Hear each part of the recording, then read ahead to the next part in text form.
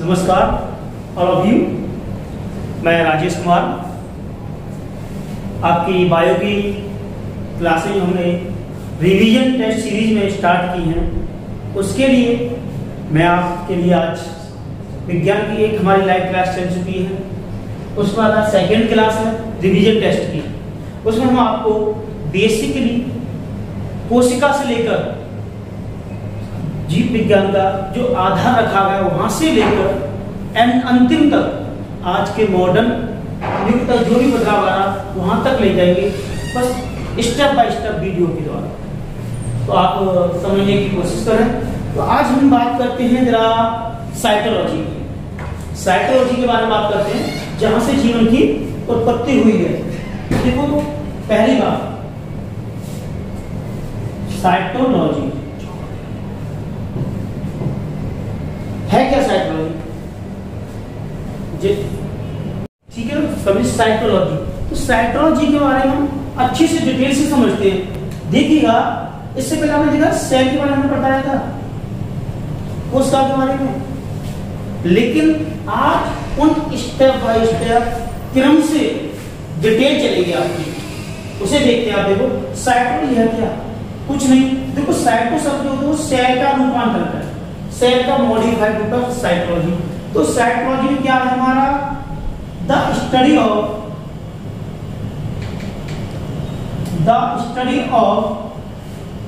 Cell structure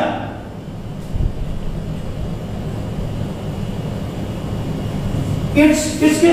sales के। Cell structure and its cell organ. Clear?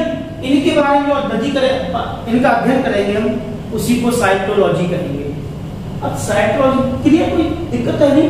The study of cell structure, cell organs, इनके बारे में जब भी हम स्टडी करेंगे उसी को कह देंगे साइटोलॉजी। अब साइटोलॉजी में आगे बात करते हैं। सेल ऑर्गन्स आ गए, सेल स्ट्रक्चर आ गई, इनके बारे में पूरा अध्ययन करेंगे, इसे साइटोलॉजी कहेंगे। अब आप सेल्स क्या है, यहां से स्टार्ट करते हैं हम। सेल से पहले मैं साइटोलॉजी क्यों बता रहा हूं? कि साइटोलॉजी समझने के लिए कि जो विज्ञान की जितनी ब्रांचें नहीं, उसमें ये मेन ब्रांच है साइटोलॉजी की, इसलिए उसे स्टार्ट कर रहे हैं। तो उससे पहले साइटोलॉजी चल रही है हमारी। इसका मतलब सेल के बारे में आप कुछ भी पढ़ें, कुछ भी अध्ययन करें, सेल का चाहे ऑर्गन्स है, चाहे सेल्स है, चाहे उसके फंक्शन है, उन सबको हम सेल्स कहेंगे, साइटोलॉजी कहेंगे। तो अब क्रम से चलते हैं, सेल ही क्या है आखिर। तो आज आप जरा ध्यान से समझें, सेल क्या है। सेल देखो, पहली बात मैंने पिछली क्लास में आपको बताया था कि सेल सबसे सूक्ष्म यूनिट, सबसे छोटी यूनिट किसकी? Life organism.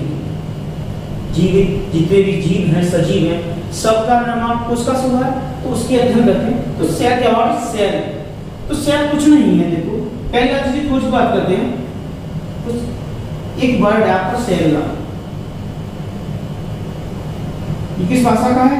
लैटिन भाषा का वर्ड है, जिसका मीन्स होता है स्मॉल रूम। ठीक है, छोटा कमरा, या आप इसे कह सकते हैं कोठरी या छोटा कमरा। ये सेलुलर वर्ड का मीन्स है, जब इसी नाम का मॉडिफाइड रूप शॉर्ट में सेल कहा गया है। लेकिन एक बात और, जब इस सेल की खोज हुई थी तब उसे सेल नहीं कहा गया था। तो डिटेल में चलते हैं, इसके अंदर देखते हैं। जब सेल की खोज हुई थी तो आपने देखा है, चार्ट दिख रहा होगा आपको। सबसे पहला चार्ट है, आपने देखा है ईयर 1665। इसमें सेल की खोज की थी किसी रॉबर्ट हुक ने। तो क्या किया था, इसे समझते हैं। देखो पहली बात ये कि सेल की खोज रॉबर्ट हुक ने की 1665 में। इन्होंने क्या किया? रॉबर्ट हुक ने इन्होंने क्या किया? प्लांट देखा हमने, जैसे कोई प्लांट है, प्लांट की छाल होती है, छाल बाहर की बर्फ जो होती है उससे हम छुटाना आप समझते हैं ना, उसकी पहली लेयर को हटाते हैं हम, तो उस लेयर के बीच में परत होती है, इसे कोर को बोलते हैं हम। वो कोर, इस कोर को रॉबर्ट हुक ने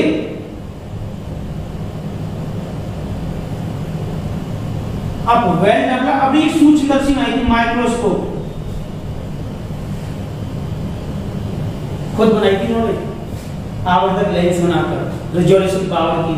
तो सेल माइक्रोस्कोप से इन्होंने इनका अध्ययन किया कोर का। तो इन्होंने कोर पे क्या देखा, इन्होंने कोर पे देखा कि कुछ मधुमक्खी के छत्ते के समान संरचना, मधुमक्खी जैसे कैसे, जैसे ये है आपका इस प्रकार की,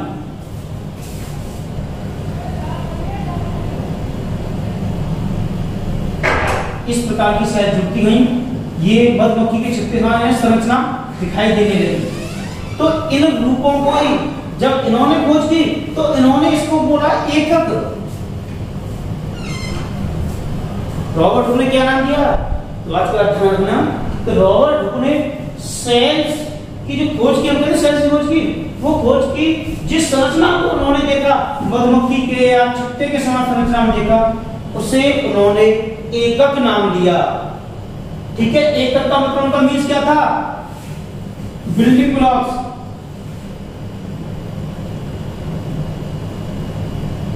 बिल्डिंग ब्लॉक। तो सेल का जब इन्होंने खोज की थी, इन्होंने क्या किया, एकक का सबसे पहली बात तो इन्होंने सिर्फ एकक कहा था।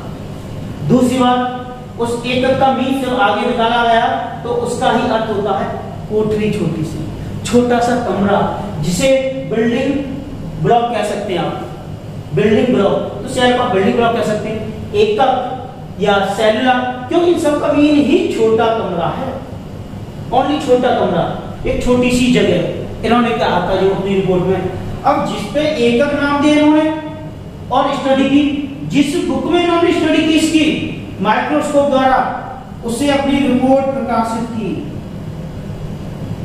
रिपोर्ट के लिए एक बुक प्रकाशित की, उस बुक का नाम है माइक्रोग्राफिया।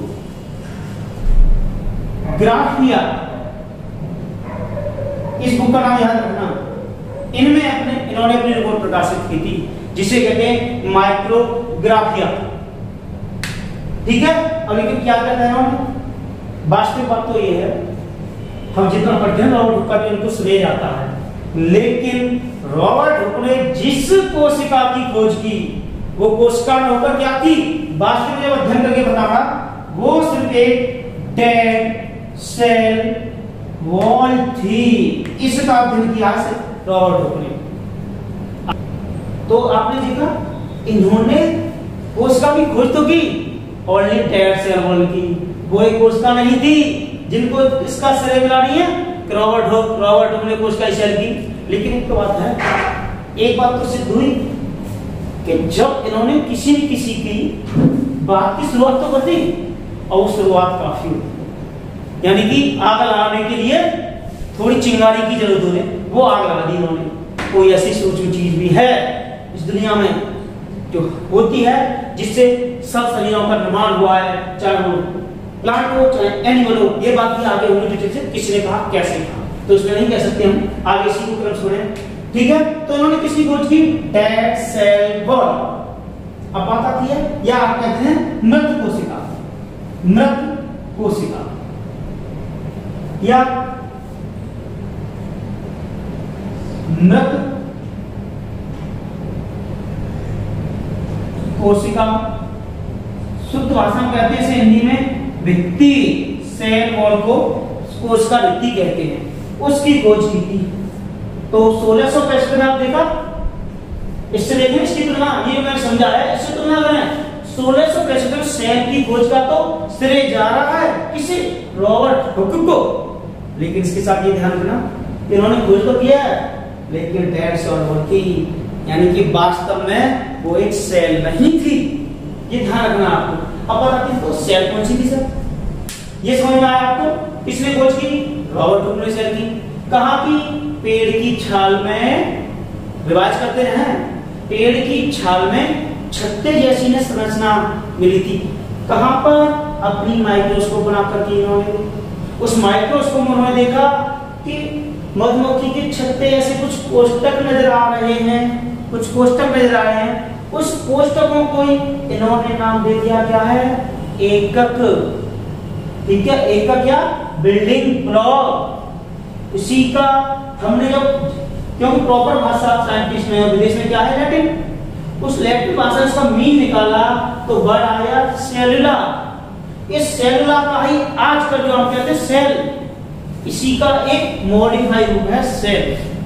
ये है बस इन्होंने जो किया बाद में देखा और स्टडी की, क्योंकि इन्होंने भी माइक्रोस्कोप निकाली थी कम पावर की थी, और आगे जब और टेक्नोलॉजी बढ़ती गई तो अच्छी रेजोल्यूशन पावर की लेंस लगाकर 1000 गुना तक बढ़ा दिया गया। तब देखा कि ये जो सेल की इन्होंने खोज किया वो डेड है, जीवित सेल नहीं है, ओनली सेल की वॉल है, बाहरी दीवार है बस, और कुछ नहीं। इसीलिए उनको श्रेय तो चलाया, बहुत अच्छा काम कर दिया। लेकिन आगे इनसे 8-9 साल बाद आते हैं, यानी कि 1674 में ल्यूवेनहॉफ, जो बहुत ही जाना पहचाना नाम है, आपने बहुत सुना होगा ना। इनके 8-9 साल बाद देखा ना 1674 में लिविंग सेल की, यानी कि जीवित, लिविंग मतलब जीवित कोशिका की खोज की ल्यूवेनहॉफ ने। इनको श्रेय आता है। तो आपसे अगर क्वेश्चन किया था बोर्ड में बच्चे लोग कैसे गलती करते हैं, यही उनको क्वेश्चन बनेगा, कोशिका, जीवित कोशिका की खोज की, तो बच्चे क्या करेंगे, आप लोग गलती करते हैं, जरा अक्सर देखा मैंने कि उसमें ऑप्शन होगा ल्यूवेनहॉफ, रॉबर्ट हुक, मेंडल या फिर अदर जे पुरकिंजे। तो बिना सोचे समझे ओवर कॉन्फिडेंस में आकर बच्चे टिक्स सबसे रॉबर्ट हुक को रट रखा ना, उसी को लगा देते। लेकिन पहले क्वेश्चन को समझें, पढ़ें, लिविंग सेल कह रहा है या जीवित कोशिका कह रहा है, तो आप रॉबर्ट हुक को नहीं टिक करेंगे, कहां लगाएंगे, ल्यूवेनहॉफ को। समझे ना। तो ये ध्यान रखना इस चीज का। तो खाली कोशिका पूछ रहा है ना, उसने मृत लगाया और ना ही उसने लिविंग लगाया, खाली कोशिका पूछा उसने, तो आप सीधे टिक करेंगे, तो उसको श्रेय जाता रॉबर्ट हुक को ही, तो कोई दिक्कत नहीं। क्लियर। अब इन्होंने कैसे की थी देखो, इसके बारे में देखते हैं। इन्होंने कैसे की थी देखो, रॉबर्ट हुक ने तो कर दिया अपनी कॉर्क से। अब इनका देखते हैं ल्यूवेनहॉफ का।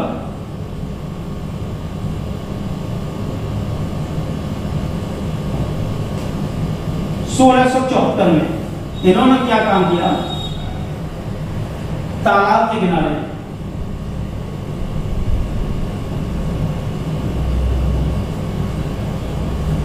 किनारे यानी कि जन्म, सीधी सी बात है, जीवित कोशिका की खोज, जीवित कोशिका इसकी खोज की उन्होंने, तालाब के किनारे हुई है, तो जल में जीवित कोशिका की खोज, ये आ जाए जीवित कोशिका या फ्री स्विमिंग सेल या मुक्त कोशिका, इन सब का श्रेय 1674 ल्यूवेनहॉफ को जाता है।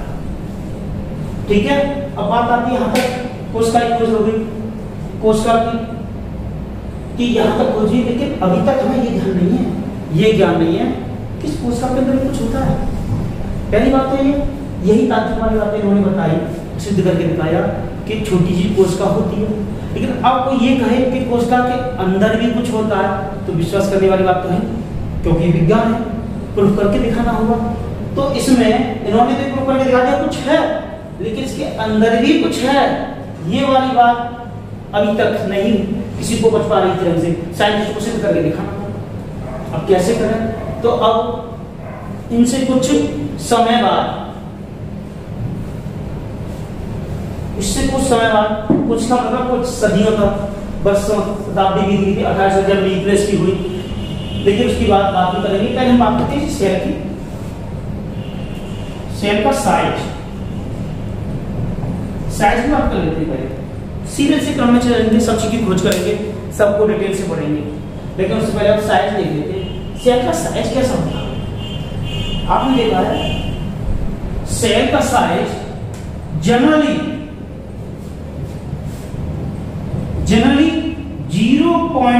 0.5 से लेकर 20 माइक्रोन तक होता है। ये है साइज जनरली किसी कोशिका का, यानी इतने से इतने तक एवरेज होता है साइज। लेकिन बात आती है कि साइज का मान इतना होता है तो सबसे छोटी कोशिका कौन सी है? तो आप जानते हैं सबसे छोटी कोशिका या स्मॉलेस्ट सेल, सबसे कोई छोटी कोशिका है साइज के अनुसार तो वो है PPLO, या इसका दूसरा नाम माइकोप्लाज्मा।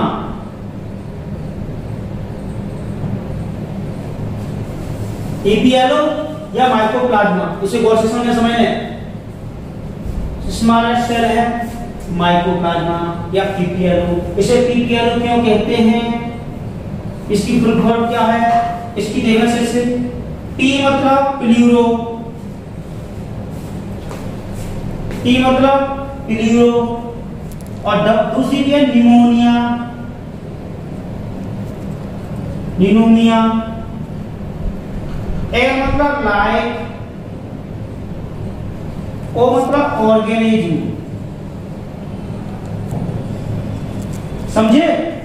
यानी कि प्लूरो, निमोनिया, इसे भी मत बोलना पी साइलेंट होती है। जैसे निमोनिया का बैक्टीरिया देखा आपने, उसमें पी साइलेंट होती है, वैसे इसमें P silent, P the silent है ये।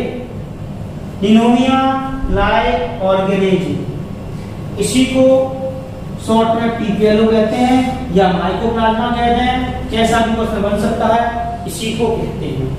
अब बात आती है ये क्या है, कैसे, ऐसा पहली बार सुना है हमने, इसके बारे में बता रहे हैं तो समझ अच्छा क्वेश्चन। पादप जगत का जोकर, अगर प्लांट जगत का किसी को जोकर कहेंगे तो ये PPLO ही है।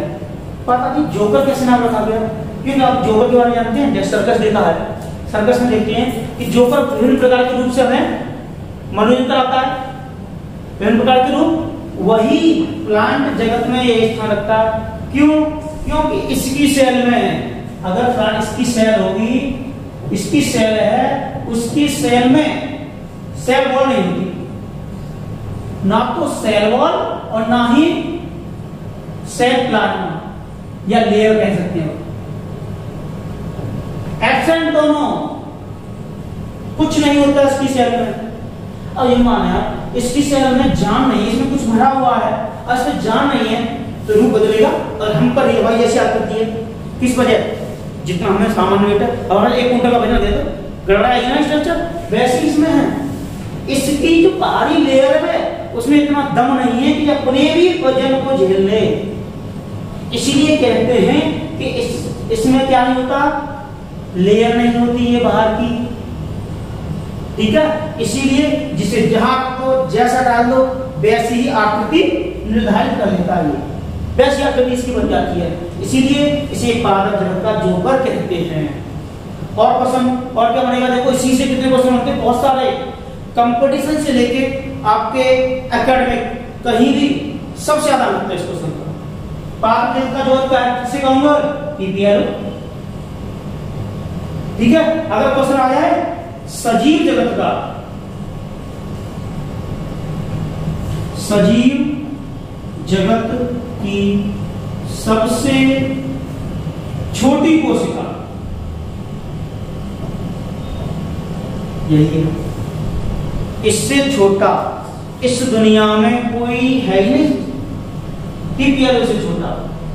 अगर कोई सजीव दुनिया में है तो ये है, सजीव तो नहीं है, किसके आधार पर?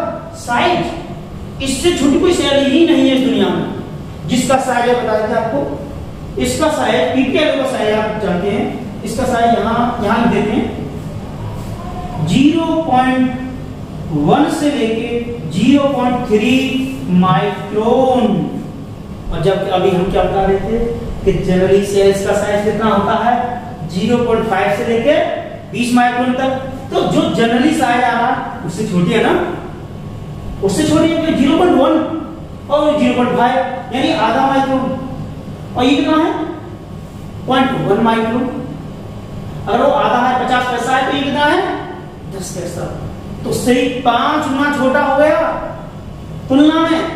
तो पीपीएल को सजीव जगत की सबसे छोटी कोई कोशिका है तो पीपीएल होगा। इससे क्वेश्चन बनता है आपका, जैसे कि ऑप्शन दिए होंगे, सबसे छोटी सजीव कोशिका है, ठीक है, ऑप्शन दे दिया सबसे छोटी सजीव कोशिका है। तो पहला ऑप्शन वायरस,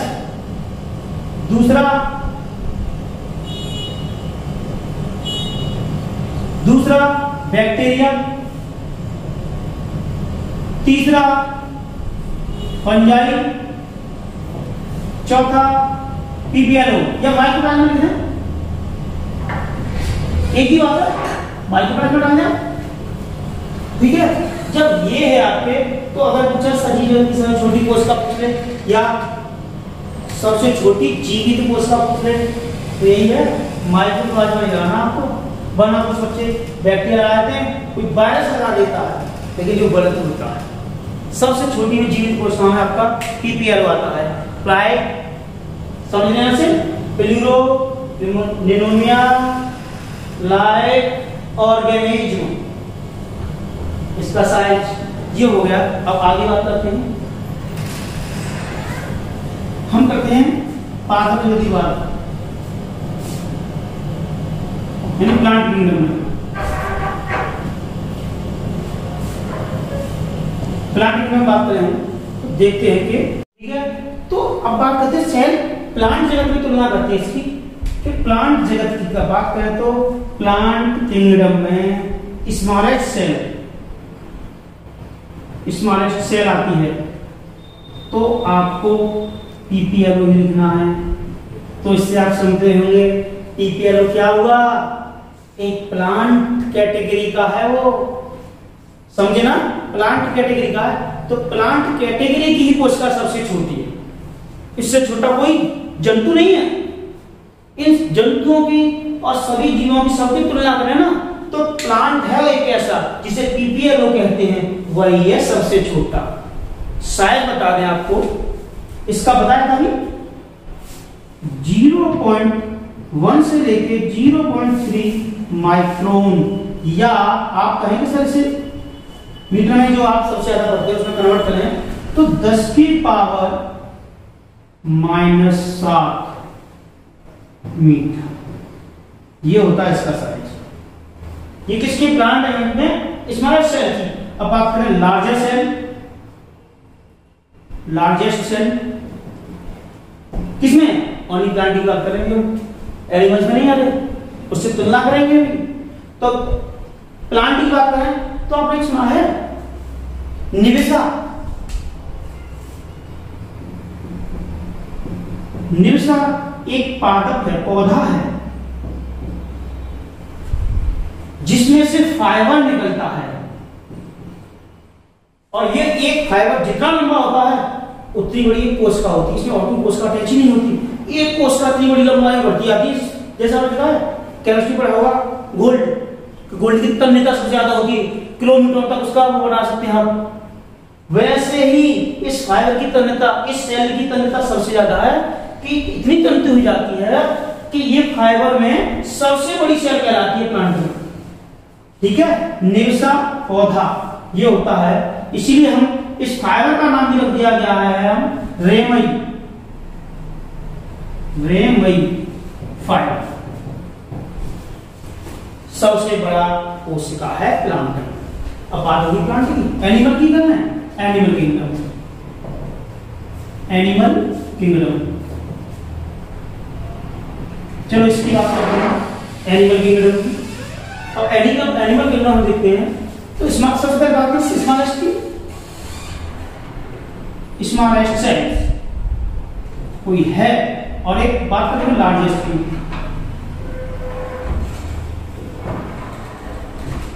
तो स्मॉलेस्ट सेल है आपकी सबसे छोटी, जानते हैं, सुनी तो होगी कई बार, छोटी कौन सी बड़ी कौन सी है। तो इसमें सबसे बड़ी तो आती है आपकी ostrich egg,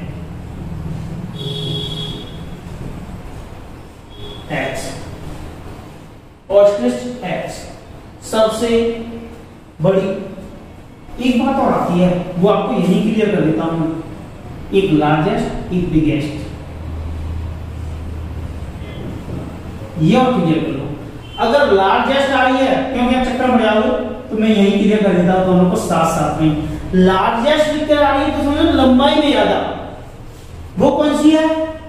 nervous cell, nerve cell, यानी कि तंत्रिका कोशिका।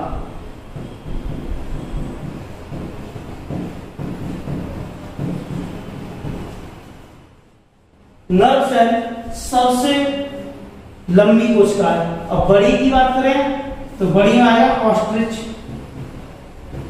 ऑस्ट्रिच एग, ऑस्ट्रिच समझते ना, शुतुरमुर्ग का अंडा, उखड़ा शुतुरमुर्ग का अंडा लगभग भी होता है 6 इंच या 15 सेंटीमीटर का ऑस्ट्रिच एग। ये पूरा जितना लंबा है 15 सेंटीमीटर देखा नहीं पैमाना आता है, उसकी बराबर की लंबाई होती है। और पूरा ही पूरा जो हम कहते हैं कोशिका दिखाई नहीं देती, साथ देखते हैं अंडा भी कोशिका है, ये पूरा ही कोशिका का दादा 15 सेंटीमीटर तक का होता है। तो आप समझिए ना, ऑस्ट्रिच एग सबसे बड़ी सेल है प्लांट्स में, सॉरी एनिमल्स में। तो इस प्रकार सेल और ये सब चीजें रखे हैं, आप इनका अच्छे से स्टडी करें। अरे एक बात तो आपने बताई नहीं, अगर हम बात तुलना करते हैं कि प्लांट और एनिमल्स की, तो सबसे छोटी देखो तुलना करते हैं ऑर्डर के साथ। सबसे छोटा PPNO, ठीक है, उससे थोड़ा सा साइज में बड़ा है वायरस। वायरस से आगे बढ़ेंगे हम, तो वायरस से आगे बढ़ेंगे आप बैक्टीरिया, इससे बड़ा। और बैक्टीरिया से आगे आप देखेंगे हम, तो बैक्टीरिया से बड़ा क्या है आगे? प्रोटोजोन्स में, प्रोटोजोन्स यानी कि अमीबा, पैरामीशियम, सूक्ष्मजीव जो होते हैं वो होते हैं इसमें। तो इस प्रकार क्रम चला है। इससे थोड़ा बड़ा वायरस, वायरस में बैक्टीरिया, बैक्टीरिया से बड़े होते हैं प्रोटोजोन्स जो सूक्ष्मजीव होते हैं, जैसे कि अमीबा, पैरामीशियम, ईटीसी बहुत सारे होते हैं। इस प्रकार में इनका क्रम होता है। तो साइज के आधार पर बात कर ली हमने। अब बात करते हैं हम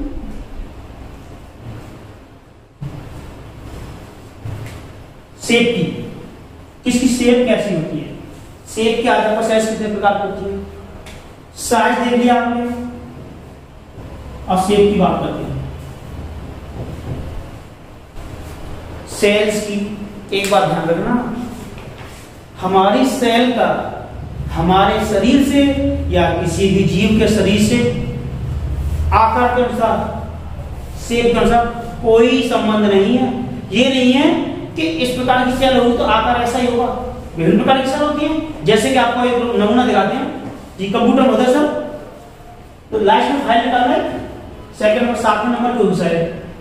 हाँ बस, थैंक यू सर, यही है। देखें आप रुधिर कोशिका ब्लड में पाई जाती है।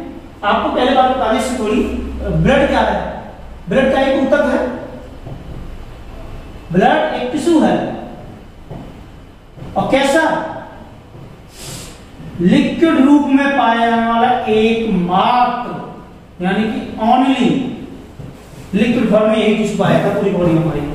तो वो भी कितनी प्रकार की कोशिका देखो, ब्लड में रुधिर कोशिका होती है, आरबीसी, डब्ल्यूबीसी, प्लेटलेट्स, कई प्रकार की कणिकाएं ये पाई जा रही है अलग आकार सबका हमारे शरीर में। अपने शरीर से तुलना करो, अब ये डिफरेंस मालूम पड़ेगा कि शरीर से मतलब नहीं है किसी भी सेल का कि ऐसी सेल है तो ऐसा आकार होगा, ऐसा कुछ नहीं है, कोई संबंध नहीं है। बस संबंध तो उसका जुड़ना है। देखो चिकनी पेशी में उसका रॉड शेप में है, तो इससे क्या आ रहा है, कैसी सेल लग रही है? देखो गोलाकार लग रही है, तो स्फेरिकल भी हो सकती है। क्लियर? शेप कैसे हो सकता है उसका? स्फेरिकल भी। ये दिखाई देगा कि ये कैसी कोशिका है, रॉड शेप है ना, रॉड शेप की हो सकती है। ये हमारे शरीर में तंत्रिका कोशिका। एक बात का ध्यान रखना, अभी की देर से मैं बात बता रहा था कि सबसे लंबी शरीर में कोई कोशिका होती है हमारे में तो कोई सी है वो है तंत्रिका कोशिका, वो ये वाली है। ये कोशिका हमारे शरीर से सबसे लंबी है, तो देखो किस प्रकार की पाई जा रही है, अलग टाइप की ना, रॉड शेप भी है और आगे स्फेरिकल, और उसके साथ साथ ब्रांच भी तो निकली हुई है इसमें, ब्रांच भी हो सकती है। तो कैसे हो सकती है, ब्रांच भी हो सकती है वैसे, ठीक है। अंडाकार है, अंडाणु ओवम सुना आपने, मेल फीमेल के होते हैं, अस्थि कोशिका, वसा कोशिका, स्पर्म, किस प्रकार कितनी प्रकार की सेल है। तो इसीलिए कोशिका का साइज और शेप हमारे शरीर की संरचना को निर्धारित नहीं करता है, इनकी निर्धारित करता हमारे शरीर की शेप कैसी होगी, साइज कैसा होगा, वो इनकी संख्या किस प्रकार जोड़ते आए, किस प्रकार के ऊतक अंग बने हैं, उसके आधार पर। क्लियर, शेप की बात होगी। तो देखो और कैसे कीवर्ड टाइप की भी होती है, कीवर्ड टाइप की होती है, स्फेरिकल होती है, रॉड शेप होती है, कॉमाकार हो सकती है, स्फेरिकल होती है, स्फेरिकल तो हो गया, ठीक है। इस प्रकार कोशिका की साइज का आधार समझ गए ना। तो कोशिकाएं भी विभिन्न प्रकार की हो सकती हैं, शेप हो गया, साइज हो गया। अब बात करते हैं नंबर्स की।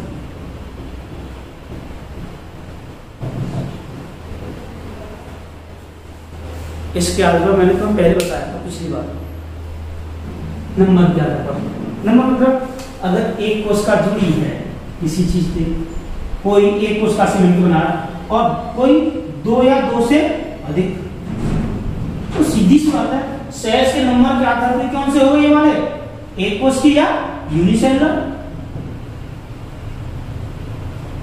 और दूसरे कैसे हो गए ये मल्टीसेलुलर।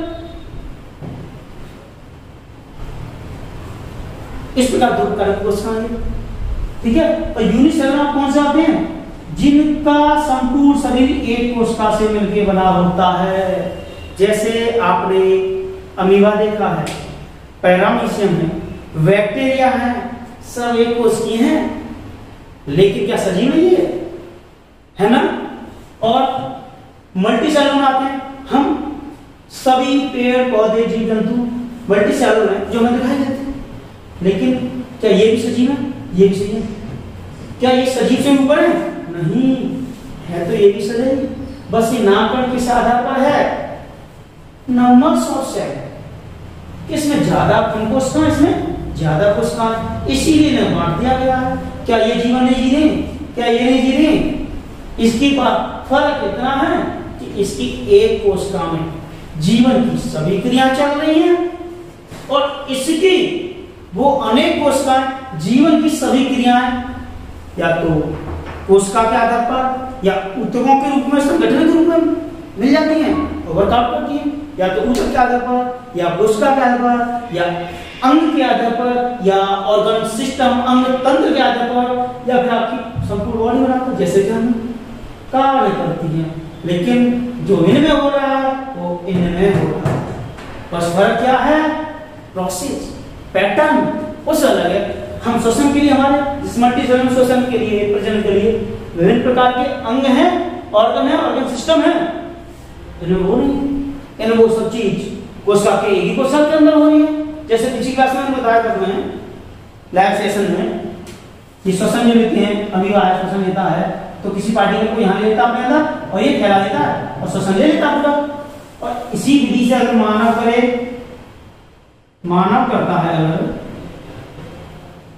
और मानव सोचे नहीं यार हम डाक ये इतने सिस्टम बना के बेकार के, हम भी तो ऐसा कर सकते हैं, लेकिन हम वेल डेवलप्ड कह सकते हैं अपने आपको, लेकिन सूक्ष्मदर्शी के रूप में वेल डेवलप्ड नहीं कह सकते।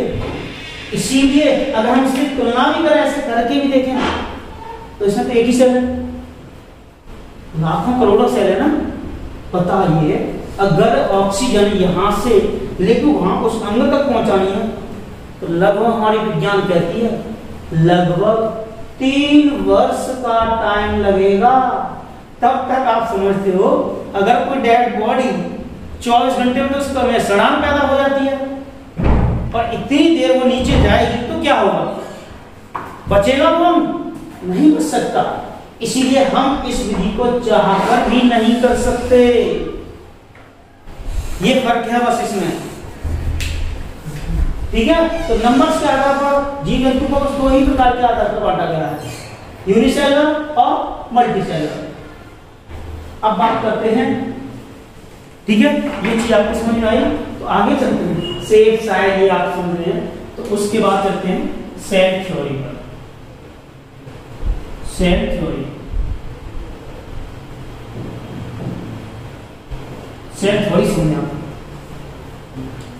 सेल थ्योरी में आपका अभी तो हमें कोशिका देख लिया, कोशिका का साइज देख लिया, शेप देख लिया एंड नंबर्स देख लिए, उसके आधार पर बांटा था। लेकिन सेल थ्योरी क्या है, क्यों दी, इसके क्या मायने हैं, ये चीज देखनी है आप, तो समझने की कोशिश करें इधर।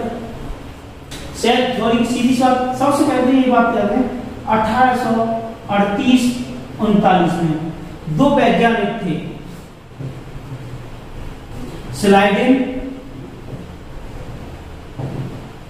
Schleiden and swan.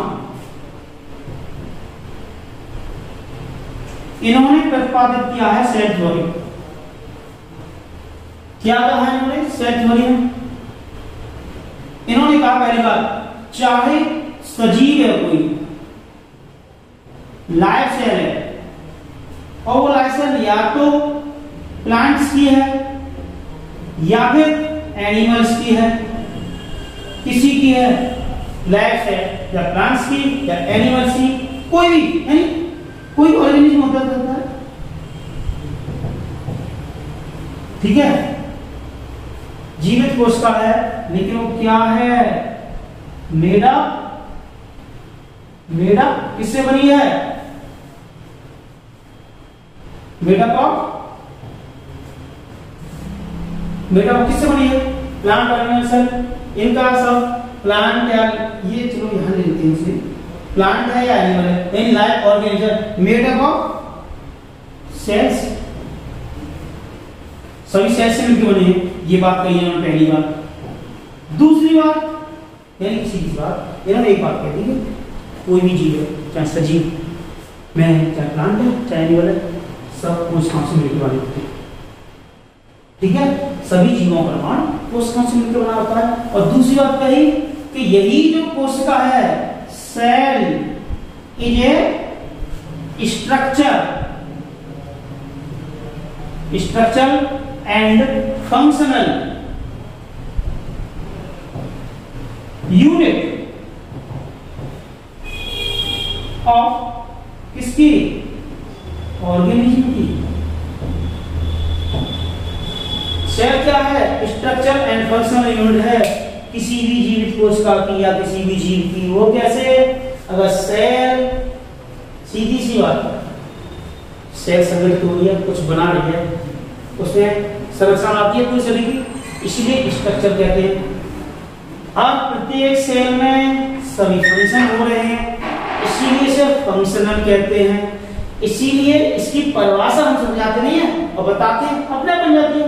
सेल क्या है, आपसे कोई बात करता है, सेल क्या है, कुछ नहीं, सीधी शरीर की सबसे छोटी यूनिट है। जैसे हमने ईंट से तुलना की थी लाइफ सेशन में, सबसे छोटी वो ईंट है, ईंट की तुलना सेल से करो तो सबसे छोटी ईंट मकान में होती है ना, वही काट हमारे शरीर के अंदर कोशिका कर रही है। कोशिका आपस में नहीं है तो स्ट्रक्चर बना रही है ना, तो इसकी कैसी यूनिट हो गई, वो स्ट्रक्चर। और प्रत्येक कोशिका में कार्य संपन्न हो रहा, आपने लाइफ सेशन वाला सब कार्य संपन्न होने तो फंक्शन यूनिट हो गई।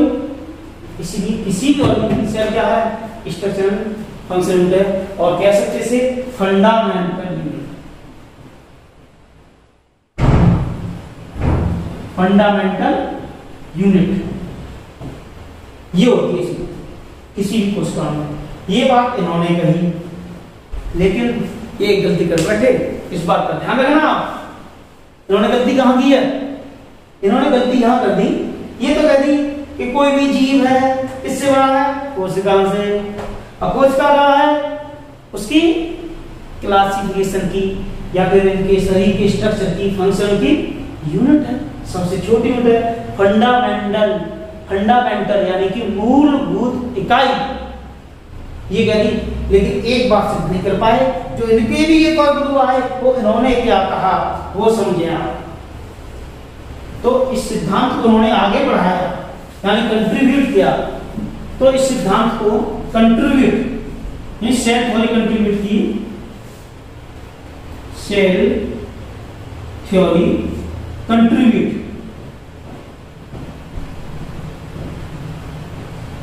ये कितनी करीबन ये इतनी आए 1855 में लगभग 1855 आए। इन्होंने सेल थ्योरी को आगे बढ़ाया, आगे ले आया, आगे बढ़ाया कह सकते हैं, या संशोधन किया। और क्या कहा इन्होंने, क्योंकि इन्होंने सोने कह दिया इनसे बने मूल लिखा ही है कह दिया, लेकिन ये नहीं बता पाए माना बनी है एक कोशिका से कोई चीज बनी है, एक से दो कैसे होगी, अदर से आई, कहां से आई, 2 से 3, 3 से 4 डेवलप होती आ रही है, ये नहीं बता पाए थे। स्लाइडर तथा स्वान ये चीज नहीं निश्चित कर दी इन्होंने कि कोशिकाएं एक दूसरे से बनती हैं। ये बात आकर कौन आया आगे, उसका नाम नहीं लिखा मैंने, सिर्फ नाम लिखा है, रुडोल्फ विर्चो। ये आए थे, इन्होंने कोशिका सिद्धांत को आगे बढ़ाया और कहा कि कोशिकाओं से तो बना शरीर, लेकिन एक कोशिका नहीं, 1 से 2 कैसे हो, 2 से 4 कैसे हो। ये चीज विर्चो ने आगे बढ़ाया कि एक कोशिका का निर्माण या सभी कोशिकाओं का निर्माण, ऑल सेल है जितनी सेल्स का निर्माण, जो पहले से स्थित कोशिका है बॉडी के अंदर उसी के विभाजन से होता है, बाहर से नहीं आती, उसी के विभाजन से होता है। तो कौन सी सेल है, तो सेल्स यहां देते हैं, all cells is made up या अराइज, समझते हैं किससे बन सकती है, तो किससे नहीं, प्री यानी पहले से पूर्ववर्ती जो कोशिकाएं उपस्थित हैं वहां से आएंगी, प्री एग्जिस्टिंग सेल्स। तो कोशिका कहां से बनी और कहां से आई, जो पहले से मौजूद बॉडी के अंदर कोशिका वही डेवलप्ड होके नई कोशिका बनाएंगी। तो ये समझ में आया आपको। तो आप जो कंट्रीब्यूट किया सेल थ्योरी को ने उसे समझना जा, इन्होंने क्या कंट्रीब्यूट किया। मैंने देखो स्लाइड कंप्यूटर मॉडल की एक स्लाइड ली है, उस स्लाइड से आपको समझाने की कोशिश करता हूं। रुडोल्फ विर्चो का कंट्रीब्यूट जो सेल थ्योरी हो, देखो इन्होंने 1838-39 में तो स्लाइडर स्वांडे कोशिका सिद्धांत को क्या किया था, प्रपोज किया, सबके सामने रखा था। इसलिए अगर ये क्वेश्चन आता है कि सेल थ्योरी किसने दी, किसने दी, स्लाइडर स्वांडे, ध्यान रखना जी। अब आता कंटीन्यूअस सेल थ्योरी को आगे किसने बढ़ाया, तो वो किसने कहा है, रुडोल्फ विर्चो ने। ये जो आप देख रहे हैं रुडोल्फ विर्चो, इन्होंने आगे बढ़ाया सेल थ्योरी को। और क्या कहा इन्होंने, क्या बात कही, क्योंकि इन्होंने एक बात अच्छी कही थी कि सभी सजीव हैं, चाहे पेड़ है चाहे आपका एनिमल है, उन सब का निर्माण हमारा किससे हुआ है, कोशिकाओं से हुआ है। और क्या कहा इन्होंने, दो ही बात कही है, इसलिए इसलिए तो मेन पॉइंट, वैसे तो 3 कहते इन्होंने, लेकिन वहां पर इन्होंने भी उसी बात को रख दिया, तो वो इसमें आ जाएगी। इन्होंने एक बात क्या कही कि सभी सजीव, चाहे प्लांट है चाहे एनिमल है, सबका निर्माण कोशिकाओं से हुआ है, ठीक है। और क्या कहती थी उन्होंने, सभी कोशिका से हुआ है, और वही कोशिका सभी सजीवों की मूलभूत इकाई होती है। ये बात और जोड़ दिए उन्होंने कहा ये बात। अब इस चीज को आगे बढ़ाया, क्यों, क्योंकि इन्होंने सवाल क्यों लगी कि सेल थ्योरी दे दी और निर्धारित हो गया कि इनसे सेल सभी सजीव बने हुए, ठीक है, लेकिन ये बनते कैसे, कि सर मान लिया भ्रूण भी बनता है ना हमारे शरीर में, क्योंकि जायगोट होता है, जायगोट होता है, और जायगोट से पहले, सॉरी इधर ले लेते पहले, गैमेट्स होते हैं, गैमेट्स चाहे मेल के हों या फीमेल के। आप इससे तुलना करेंगे, ह्यूमन से तुलना करेंगे जल्दी समझोगे, क्योंकि जो दिखता है वो दिखता है ना, तो वही चीज है कि जो देखोगे आप उससे जल्दी समझोगे। तो मेल का गैमेट स्पर्म होता है, इसका फीमेल का ओवम या एग कह सकते हैं आप, ये होता है, ये अर्धसूत्री, ये अर्धसूत्री, ये दोनों गैमेट्स मिलकर क्या बनाते हैं, जायगोट। जब ये जायगोट बनाया तो डबल प्रस्तुत है, ये 2n और ये खाली n, क्योंकि अर्ध प्रस्तुत होते हैं इसमें, ये 2n होते हैं। वही चीज कि इन्होंने कहा था ये तो बनेगी, चलो एक कोष का जायगोट की भी बनेगी। अब बताइए आगे भ्रूण बनेगा, एम्ब्री, आगे एम्ब्रियो बनेगा, आगे एम्ब्रियो बनेगा, जैसे एम्ब्रियो बना आगे, और इससे पहले ये जायगोट था। तो सवाल कर बोले एक कोष का है और भ्रूण में अनेक कोशिका है भाई, बहुत सारी कोशिका बन जाती हैं। तो ये बताइए 1 से 2 कैसे हो, इस चीज पे सवाल उठे थे। तब 1855 में इन्होंने बिरचों ने सिद्ध करके दिखाया कि होता क्या है। तो इन्होंने पहली बात क्या कही कि ऑल लिविंग ऑर्गेनिज्म, यानी कि सभी सजीव जो जीव हैं, सभी सजीव कोशिकाएं या जीव हैं, वो किससे कंपोज होते हैं, एक सेल से हो गए या 2 पर से, सीधी से आता है। पहली हम बता चुके, या तो एक कोशिकीय होंगे, कौन से होंगे, अकोशिकीय या सॉरी यूनिसेलुलर, और बहुत सारी कोशिकाओं से मिलकर रहेंगे वो मल्टीसेलुलर। ठीक है, ये बात सही है, इन्होंने ये कह दिया। और क्या कहा कि basic unit of structure and organisation in organism, कोशिका क्या है, उनका बेसिक स्ट्रक्चर है, आधारभूत है, आधारभूत इकाई है स्ट्रक्चर बनाने की और ऑर्गेनाइज्ड करने की, किसी चीज को संगठित करने की आधारभूत इकाई है। किसी भी ऑर्गेनिज्म, किसी भी सजीव में यही स्ट्रक्चर बनाती है, यही ऑर्गेनाइज करती है, इसीलिए बेसिक इकाई यही है। अब पता है इसकी ये है, मैं बात तो ये नहीं हूं, इसीलिए इसको ये श्रेय जाता है, इनके साथ इन्हें दोनों पढ़ना पड़ता है। मैं बात इसके ज्यादा बोल इस बारे में। All cells are made up of pre existing cell, यानी कि सभी कोशिकाएं बनी तो हैं, लेकिन पहले से जो मौजूद कोशिका है उससे बनती है। जैसे जायगोट है, ठीक है, जायगोट एक कोशिका थी तो 1 से 2 हुए, 2 से 4 हुए, 4 से 6 हुए, 8, इस प्रकार बने किससे, पहले से मौजूद कोशिका उसी से तो बने। इसलिए ये करें तो कोई भी कोशिका बनी, पहले की कोशिका होगी तभी से उस कोशिका का निर्माण होगा। तो आप कहेंगे पहले तो पहले भी तो वैसे बनी होगी, तो उसका निर्माण तो जीवन की उत्पत्ति कहलाता है, उसी का निर्माण तो जीवन की उत्पत्ति है। और जीवन की उत्पत्ति आप समझते हैं, डिटेल में पढ़ाएंगे नेक्स्ट क्लास में। तो जीवन की सादा भाषा आप समझ लें कि आप गीला चोकर समझते हैं, आटा वैसे भूसी होती है, या गीला आटा समझ लें आप, हल्का गीला आटा और उसमें चोकर मिला हुआ, आप बंद बॉक्स में रख दें या कहीं भी रख दें तो देखेंगे आप उसमें छोटे छोटे जीव, छोटे छोटे कीड़े और चूहे वगैरह, ये कई प्रकार की प्रजातियां पैदा हो जाती हैं उसमें। बताइए क्या कोई उन्हें निमंत्रण देने गया कि आओ वहां चोकर पड़ा है वहां चलते हैं, नहीं ना, क्योंकि उन्हें वहां का माहौल, जीवन उत्पत्ति का वो माहौल पैदा हो गया और जीव उत्पन्न हो गए। तो इसी सिद्धांत पर तो काम करता है हमारी जीवन की उत्पत्ति कैसे हुई, जो किसी दिन लाइव सेशन में डिटेल से बताएंगे, क्योंकि पहले हम इसे कंप्लीट कर लेते हैं। क्लियर? तो कोई कोशिका निर्माण तो वहां से होता है। अब 1 से 2 कैसे होगी, सेल डिवीजन द्वारा, क्योंकि इस कोशिका में जाएगा तो क्या हुआ, सेल डिवीजन। 1 से 2, 2 से 4 इस प्रकार बनती जाती है सेल डिवीजन। तो ये सेल थ्योरी को बढ़ाया इन्होंने रुडोल्फ विर्चो ने, इस प्रकार से बढ़ाया गया है। तो अब आगे बात करते हैं, सेल थ्योरी तो बढ़ गई, लेकिन इससे कुछ अपवाद है। हम बात करते भाई, 2 वैज्ञानिकों ने, जर्मन के वो वैज्ञानिक थे,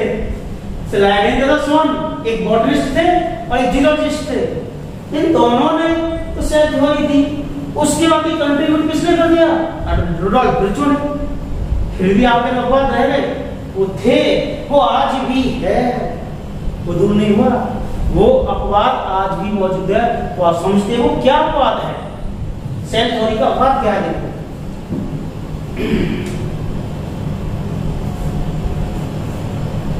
अपवाद समझते हैं, एक्सेप्शन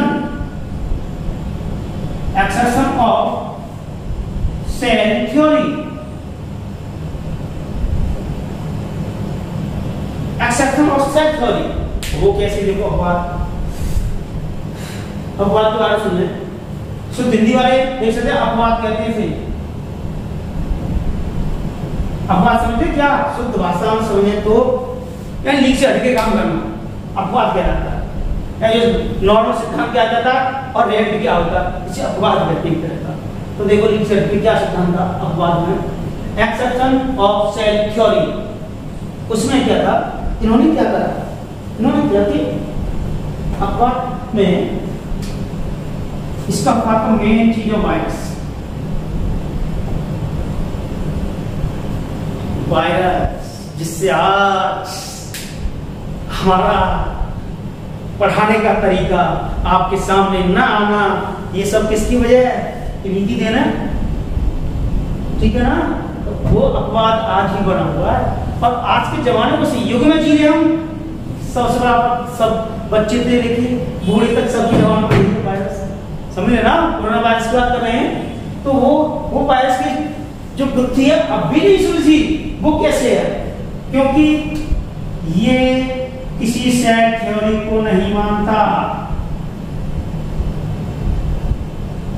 इसीलिए आप खेले सेल थ्योरी को ये नहीं मानता। क्योंकि सेल थ्योरी कहती है कि भैया सभी सजीव जीवित कोशिका से बने हैं, ठीक है। तो ये कहता है हाँ मैं हूँ जीवित, लेकिन कुछ पल के लिए मुझे अलग निकाल कर रख दो, कुछ नहीं कर सकता। आप जानते ना connected link of living organism, सजीवों के बीच की कौन है कड़ी? वायरस ही है। क्योंकि ये लिविंग और नॉन लिविंग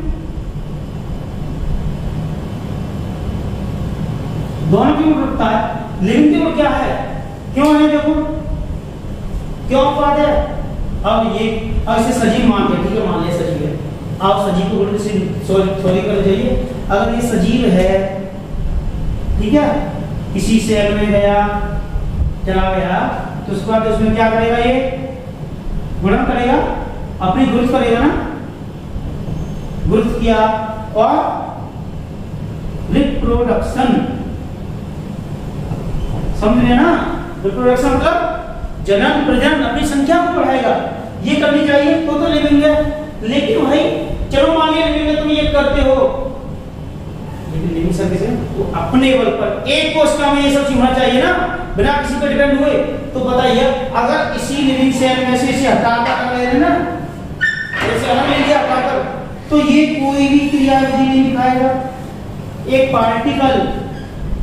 पार्टिकल की तरह पड़ा रहेगा अलग बिल्कुल। तो बताइए कहां से लिविंग और नॉन लिविंग हो गया? तो दोनों के गुण प्रदर्शन होता है, ना तो ये ग्रोथ करेगा और ना ही रिप्रोडक्शन करेगा, तो दोनों क्रिया फेल। इससे सेल थ्योरी इसके ऊपर अभी अपवाद बना हुआ है। वायरस के आगे सेल थ्योरी भी फेल है।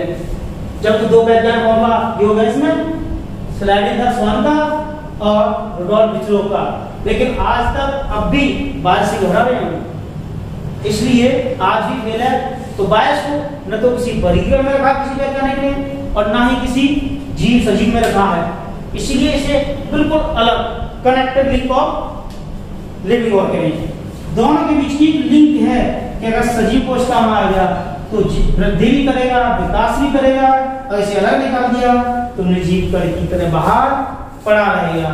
ठीक है, समझिए रिवाज में ये चीज है इसमें बस, ठीक है।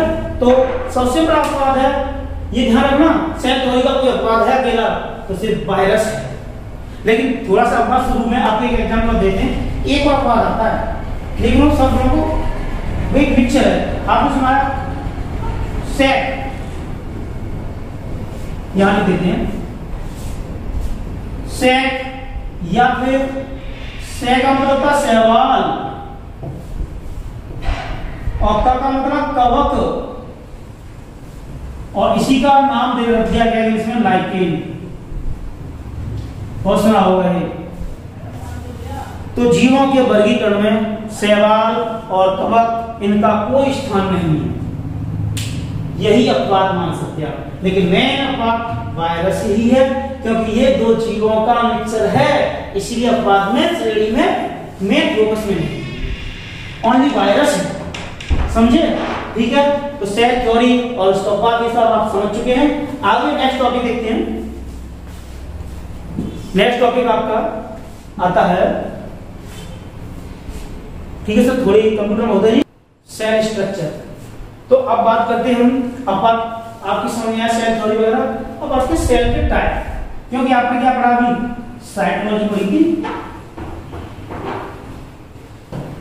फिनिश। आपने इसकी सेल की साइज के आधार पर देखा, शेप के आधार पर देखा एंड नंबर्स के आधार पर देखा था। अब आप उसका सेल थ्योरी देखी, उसका सेल थ्योरी के एक्सेप्शन देखे, ये क्लियर। अब इसके बाद आप आगे नेक्स्ट टॉपिक से आगे देखते हैं। ये सब चीज आपकी क्लियर इस क्लास में, ठीक है। इसका आपने कैसे कैसे बांटा और कोई दिक्कत आती है आप पूछ सकते हैं। और आगे टाइप्स ऑफ सेल, सेल के प्रकार समझ लें आप। टाइप्स ऑफ सेल, सेल के प्रकार में आप देख सकते हैं, ये रफ कर देते हैं। सेल को मेनली दो भागों में बांटा गया है, और बांटने का आधार क्या है। अगर कोई चीज आपको बांटी है तो सिर्फ आधार पे बोल गए, किस आधार पर, किस बेस पर बांटा गया। तो इसे हम देखते हैं। तो सेल को ओनली कोशिका की जो केंद्र होता है, जैसे आपने सेल देखी है, सेल देखी होगी, ये सेल में बीच में न्यूक्लियस होता है, ठीक है। यहाँ केंद्र क्रोमेटिन के धागे, ये केंद्र अंदर बना हुआ होता है, और इसमें और अदर अंग होते हैं,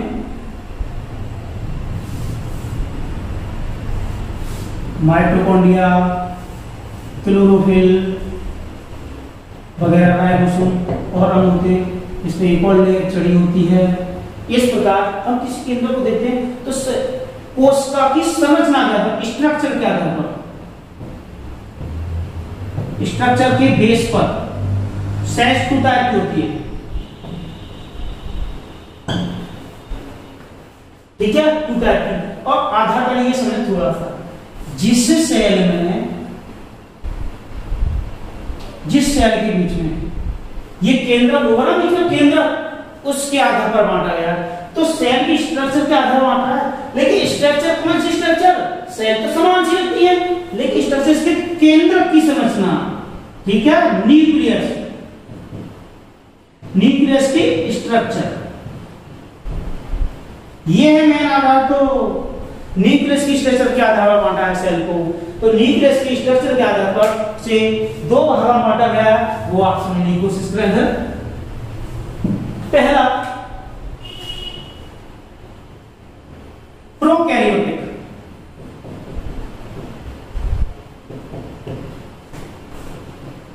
सेल, दूसरा यूकैरियोटिक।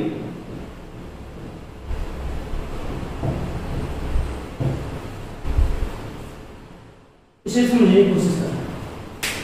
इससे समझे प्रो मीन्स प्राइमिटिव या ओल्ड, ठीक है, या सिंपल, इस टाइप का आप इससे शुद्ध हिंदी में अगर से एक लिंक की जरूरत है। प्रो मतलब आप समझ पुराना, पुरानी प्रकार, ठीक है। अब इसे देखें, यू मतलब, यू का मतलब होता है ट्रू, ठीक है, या well developed, well developed,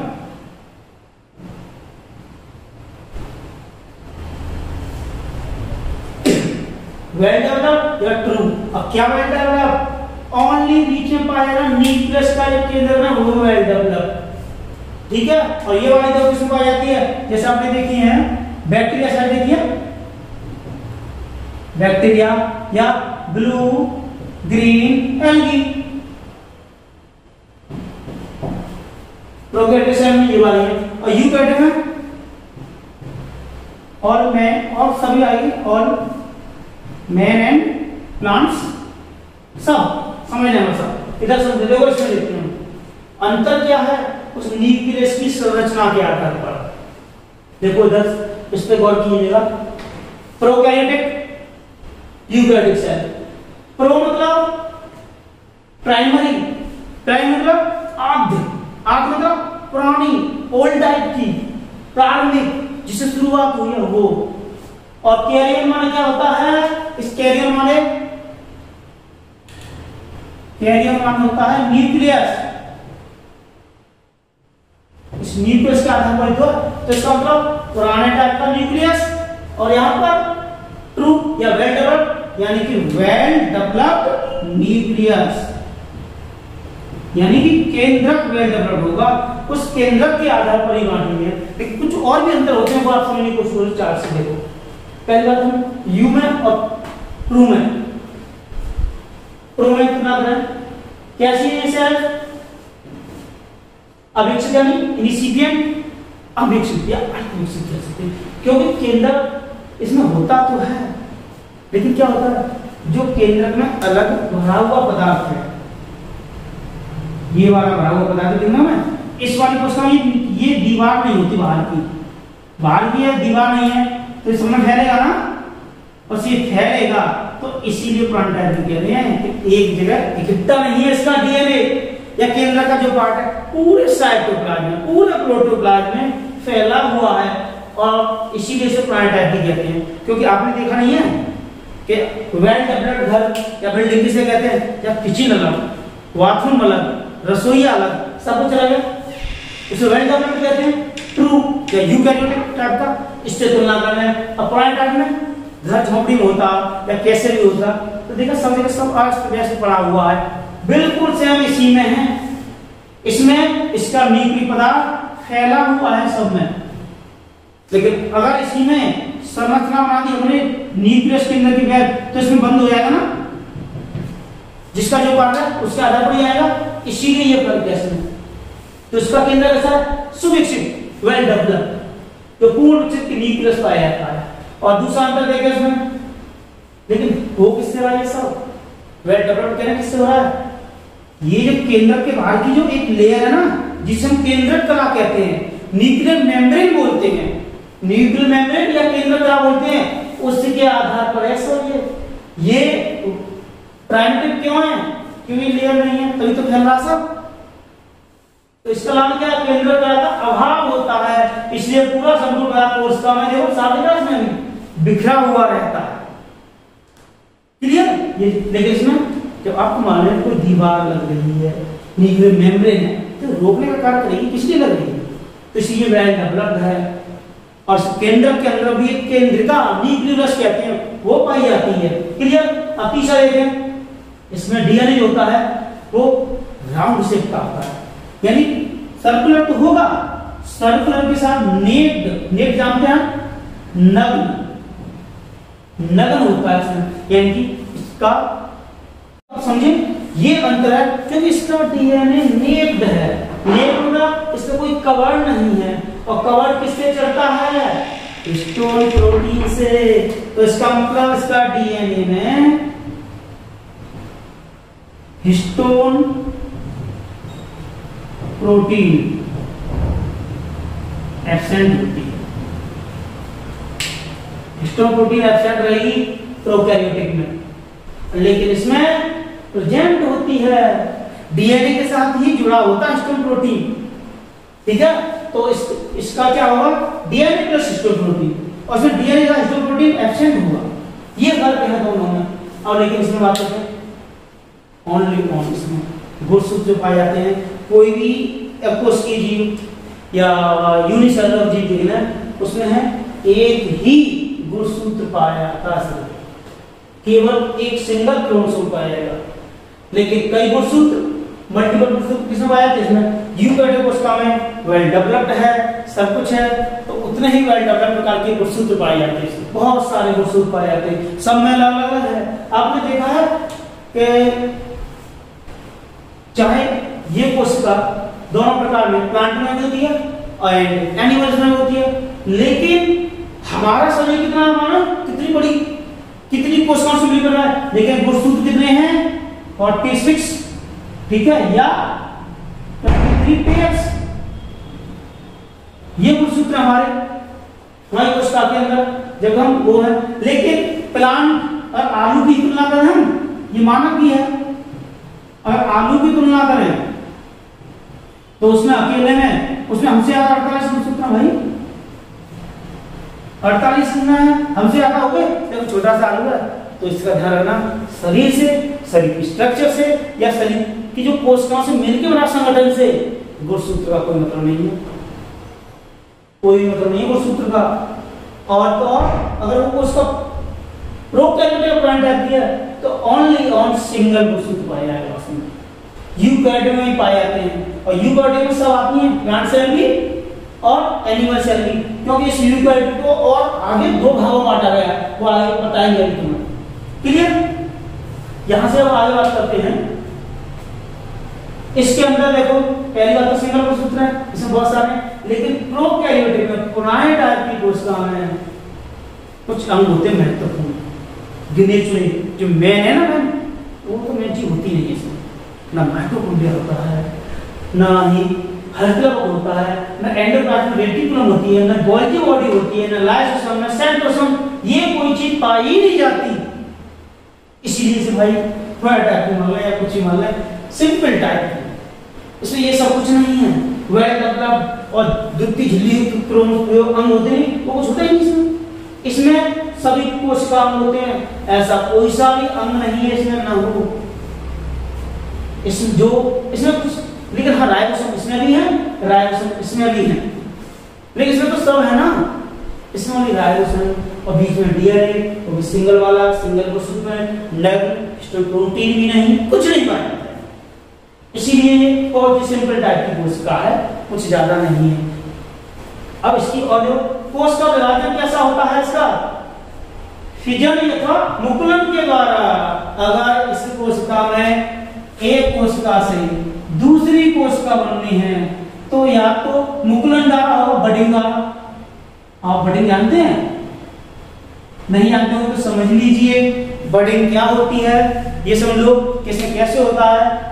budding मतलब कोई प्लांट्स है, कोई प्लांट्स बॉडी है, जैसे हाइड्रा ले, हाइड्रा नहीं कुछ समझ आया, कोई प्लांट्स बॉडी लेने में कोई बॉडी नहीं, इस प्रकार की कोशिका में, और बॉडी का कोई भी पार्ट टूट के, ये टूट कर कट के यहाँ पर गिर गया, और जब ये गिरा यहाँ से अलग होकर आया ना, ये अब एक नए प्लांट में, नई चीज में, नए जीव में डेवलप हो जाएगा। इसी गुण को कहते हैं बडिंग या मुकुलन, यानी कोई बर्ड निकल के गिर जाता है और नए जीव का उत्पन्न कर देता है, इसको कहते हैं बडिंग। तो ये किसमें होती है? इसमें बडिंग द्वारा होती है या विखंडन द्वारा। इस चीज को विखंडन भी कह सकते हैं आप। विखंडन मतलब टूटना, इस टाइप से ही मानना है, क्योंकि एक हमारे शरीर में ये गुण होता है कि इसके जितने टुकड़े करो उतने जीव भी बन सकते हैं, किसी में, अधिकांश में ऐसा ही होता है। इसलिए बडिंग का ये नियम है। इसमें कोशिका विभाजन समसूत्री या सूत्री प्रकार का होता है, एक सेल से दूसरी सेल बन गया, किसके द्वारा? बडिंग, टूट गई, बिखर गई, अली सेल बनी, लेकिन ऐसा कुछ नहीं है इसमें। और आपका हाथ कट गया, ये नया हाथ हो जाएगा, और एक हाथ की उंगली काट दो, नया जीव बन जाएगा। इस यूकैरियोट में तो ऐसा होता ही नहीं है। सेल डिवीजन से होता है इसमें, जिसमें हम आते हैं, लेकिन इसमें ऐसा होता है कोई सा पार्ट करके गिर गया, वो गिरेगा, वृद्धि करके नया जीव बन जाएगा। ये यूकैरियोट प्रोकैरियोटिक सेल्स में पाया जाता है इस वाले में, लेकिन इसमें कभी नहीं हो सकता। तो इसमें दो प्रकार से सेल डिवीजन होता है, वो मियोसिस एंड माइटोसिस। मियोसिस और माइटोसिस में आप देखें क्या फर्क है, थोड़ा कैसे डिवीजन होता है इसमें, इसका तो समझ गया, टूटना, बिखरना, शरीर के पार्ट बनना, फिर नई जीव बनना। लेकिन इसमें ऐसा कुछ नहीं है। दो प्रकार से सेल, कोई सेल है, एक से या दो होगी, दो सेल बनेगी, और दो सेल बनने की दो भी विधि है, एक माइटोसिस, एक मियोसिस। यानी माइटोसिस समसूत्री होता है और ये अर्ध। इसमें क्या होगा, एक सेल है, एक से दो सेल बन जाएंगी। लेकिन जिस प्रकार की ये सेल है जिसमें जितने 46 गुणसूत्र हैं, तो इसमें भी 46 ही होंगे, इसीलिए इसे समसूत्री कहते हैं। लेकिन दूसरी वाली सेल मियोसिस में इसे कहते हैं अर्धसूत्री हिंदी में। तो अर्ध मतलब आधे 23 गुणसूत्र, और ये याद रखना ना 23 बता रहे हैं तो सर इसका मतलब 23 ही होते हैं। 23 का मतलब मैं तुलना किससे कर रहा हूँ? अपने आप से, ह्यूमन से, इंसान से, क्योंकि हमारे तो 46 गुणसूत्र होते हैं। तो इससे अगर डिवीजन होगा तो आधे गुणसूत्र रहेंगे और इससे होगा तो फुल गुणसूत्र होंगे। ये गुण किसमें पाया जाता है? यूकैरियोटिक में। और ये वाला होता जिसमें जैसे आपने देखा है कि माँ बाप से गैमेट्स बनते हैं मेल फीमेल वाले, तो संतान उत्पत्ति होती है। तो 23 गुणसूत्र मेल के और 23 ही फीमेल के बनते, तब जायगोट 46 का बनता है। तभी तो न्यू बॉर्न में भी बनता है, न्यू बॉर्न में भी 46 गुणसूत्र बनते आधा आता है। अगर यही क्रिया होती है हमारे अंदर मियोसिस की, तो समझ में आता है। अगर ये क्रिया तो इससे होता ना, तो जो हमारे अंदर 46 गुणसूत्र हैं, तो हमारी अगली संतान, अगली जनरेशन के अंदर 46 दूनी, उसमें और अगले हो जाते, तो कहां जाके रुकती गुणसूत्र की संख्या। इसीलिए ये जनन कोशिका में होती है सिर्फ, पूरे शरीर में हमारे स्पर्म और ओवम बनने नहीं, फिर वही होगी वाली क्रिया, मियोसिस वाली क्रिया। ओनली मियोसिस की क्रिया इसमें होती है जनन कोशिका में, स्पर्म और ओवम या एग बनना। लेकिन बाकी ये माइटोसिस है, संपूर्ण शरीर के सभी पार्ट्स जो बनने हैं उनमें ही माइटोसिस होती है हमारी। क्लियर? ये चीज में पाई जाती है। तो संस्कृति सब बनते हैं पूरे अंग। अब यहाँ पर लास्ट देखिए, इसमें कोई कोशिका ये है, जैसे इसका एग्जांपल लेते हैं बैक्टीरिया सेल। बैक्टीरिया सेल एक किस प्रकार की कोशिका है? प्रोकैरियोटिक। ध्यान रखना, प्रोकैरियोटिक टाइप का होता है बैक्टीरिया, और वैसे सिर्फ दो ही हैं, ये भी बता देता हूं, ब्लू ग्रीन एल्गी, यानी शॉर्ट में से बीजीए बोलते हैं। ब्लू ग्रीन एल्गी और बैक्टीरिया, सिर्फ इनमें ही प्रोकैरियोट टाइप की सेल होती है, इन्हीं जीवों। बाकी में कैसी है? यूकैरियोट टाइप की होती है। लेकिन एक इनमें से कोई सी टाइप की नहीं होती, इनमें से कोई सी टाइप की नहीं होती है। वो वाली सेल होती है हमारी वायरस। तो वायरस का सेल का प्रकार कोई सुनता है, तो वायरस किस प्रकार का है? वायरस का टाइप होता है सेल का असेलुलर, यानी कि अकोशिकीय होता है वायरस। वायरस को अकोशिकीय बोलते हैं, क्योंकि इसे कोशिकीय बोलते हैं। एक कोशिकीय बोलते हैं या बहुकोशिकीय बोलते हैं। कोश अक्सर ही होते हैं ना, जीवन यापन कर दिया, ये ऐसा नहीं करता है, उसे आ लगा दिया, मतलब एब्सेंट, कोशिका पूरी तरह नहीं है। और होती तो ग्रहण नहीं करती अपने आप, किसी सजीव पर डिपेंड क्यों रहती, इसलिए अकोशिकीय बोलते हैं वायरस को। ठीक है? और इसके उदाहरण देखिए, इसमें उदाहरण देखिए इसका, तो इनको छोड़कर चाहे कोई सा भी प्लांट है, चाहे कोई सा भी जीव है, एनिमल है, उन सब में हमारी यूकैरियोटिक टाइप की सेल्स पाई जाती है। प्लांट में भी एंड एनिमल्स में भी, दोनों में भी। इसमें शोषण किससे होता है?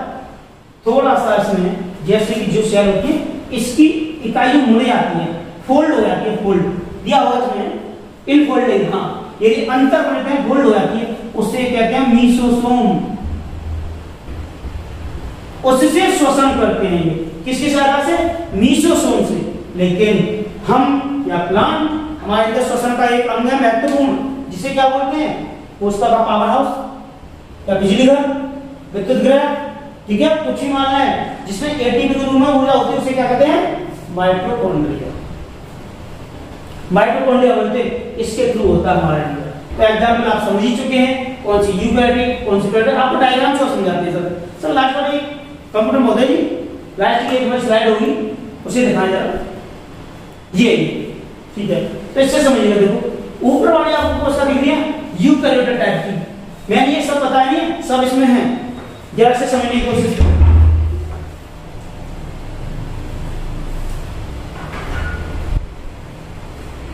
ये वाली कोशिका हमारी यूकैरियोटिक, ये प्रोकैरियोटिक। यू मतलब ट्रू, क्या ट्रू? कैरियंस, कैरियंस मतलब केंद्रक। वास्तव में केंद्र अलग दिख रहा होगा। प्रो मतलब पुराना, old type, primitive, simple type. क्या? केंद्रक। केंद्र होगा, लेकिन वास्तव में केंद्र नहीं होगा, सब में फैला हुआ होगा। जो केंद्रक में डीएनए थोड़ी बहुत चीज पाई जाती है न्यूक्लियस की, वो सब चीज कहाँ होगी जब न्यूक्लियर मेम्ब्रेन नहीं है, ये वाली कवर नहीं है इसके अंदर, तो पूरी फैला हुआ है और फैला इधर से उधर हो सकता है। ये निश्चित नहीं कि सीधा पाओ इधर आए कहीं कुछ हो जाए, लेकिन घुल मिल जाता है सब में। ये प्रोडक्ट में अंतर यही है, ठीक है। तो ये यूकैरियोटिक में देखें, यूकैरियोटिक में केंद्रक है, ये केंद्र कला है, ठीक है। और केंद्र कला के अंदर क्या है, ये पूरे पार्ट को न्यूक्लियस कह रहे हैं, ये न्यूक्लियर मेम्ब्रेन कह रहे हैं, ये न्यूक्लियर मेम्ब्रेन होती है। और इसके अंदर केंद्र के अंदर ये केंद्रिका होती है ना, न्यूक्लियर लस बोलते हैं इसमें, इसने न्यूक्लियर लिस्ट कर दिया, ये थोड़ी मिसप्रिंट है इसमें, न्यूक्लियर लस बोलते हैं। ये क्या होती है, केंद्रिका होती है। और अंग सब बाहर होते हैं, राइबोसोम वगैरह कहां घुले हुए हैं, इसमें जो साइटोप्लाज्म जो घुला हुआ नहीं है उसमें पाए जा रहे हैं इसमें। लेकिन इसमें सब कुछ मिल रहा है ना, तो केंद्र का है, केंद्र का होती नहीं, ना ही केंद्र की कला है, कला होती तो बात ही नहीं होती ना सारा। इन्हें अलग करने का मतलब तो केंद्र कला ही है, केंद्र कला के आधार पर तो इन्हें अलग किया गया, पर अलग ही क्यों करते हैं, ठीक है। और इसमें फ्लैजेला टाइप के पाए जाते हैं, जैसे बैक्टीरियम पाए जाते हैं, जिनकी साथ लोकोमोशन चलन में सहायक होते हैं। कैप्सूल और सेल मेम्ब्रेन है, राइबोसोम है, ये देखो एक चीज कॉमन हुई इनमें, राइबोसोम, राइबोसोम मैंने पहले ही बताया, राइबोसोम ही एक ऐसा सेल का ऑर्गन्स है जो दोनों में पाया जाता है, वरना कुछ मेन बहुत डिफरेंस है, ठीक है। तो चित्र के माध्यम से आप ये समझें यूकैरियोटिक और प्रोकैरियोटिक सेल्स। इस प्रकार आगे मेन अंतर इसके आधार पर आपका तो सेल की आ जाए तो यूकैरियोटिक एंड प्रो।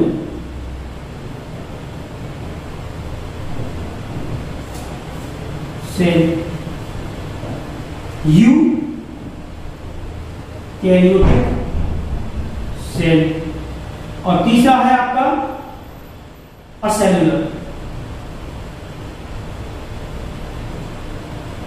तो इसमें आप ध्यान रखना वायरस को रखें, वायरस में से किसी में नहीं दिखा रहा है वायरस को, लेकिन टाइपिकल देखें, टाइपिकल देखें तो इसका टाइपिकल भी वायरस का टाइपिकल कैसा होता है, प्रोकैरियोटिक टाइप का, ठीक है टाइप। और यू में प्लांट्स प्लस एनिमल्स, यानी कि सभी लाइव ऑर्गेनिज्म। और प्रो में blue green algae plus bacteria, ये है। और ये जब वायरस की कोशिका किस प्रकार की होती है, तो टाइपिकल प्रोकैरियोटिक इसी प्रकार की होती है, टाइपिकल। लेकिन अब उसकी करेंगे इसमें असेलुलर, ठीक है। तो आप ये समझ चुके होंगे कि किस प्रकार कैसे कैसे डिवीजन हुआ है एक सेल, साइटोलॉजी में आया। जो मैंने कुछ पढ़ाया ना इसे अगर निचोड़ में रखें तो इस सबको कहेंगे हम साइटोलॉजी, यानी कि कोशिका विज्ञान, जिसमें आपने कोशिका पढ़ी, कोशिका की संरचना देखी, कोशिका का आपने साइज देखा, शेप देखी, नंबर देखे, ये सब के आधार पर बांटे थे। और सेल थ्योरी पढ़ी, सेल थ्योरी का एक्सप्रेशन देखा आपने जो अपवाद थे, और सेल थ्योरी किसने बढ़ाया था आगे वो भी देखा रोडोल्फ विर्चो का। और उसके बाद अब ये आगे की जो क्रांति हम देखेंगे ना, जो 1940 का जो क्रांति आई है इलेक्ट्रॉन माइक्रोस्कोप की, यहां से इलेक्ट्रॉन माइक्रोस्कोप, यहां से हम आगे की क्लास में पढ़ेंगे कि कैसे, अभी तो आपने सबको ये बताए हैं, और कैसे इनमें से क्या क्या है, ये कैसे खोज हुई, कैसे केंद्रक हुआ, कैसे साइटोप्लाज्म की खोज हुई, और कौन कौन से अंग कैसे कार्य कर रहे हैं, ये सब चीज आगे की क्लास में देखेंगे। और उसमें सही से आपसे बस यही रिक्वेस्ट है, अच्छे से वीडियो देखें, समझें, रोकें और स्क्रीनशॉट लेके समझने की कोशिश करें। और जो भी कुछ होगा अगली क्लास में और अच्छे तरीके से फिर मिलते हैं, तब तक के लिए नमस्कार।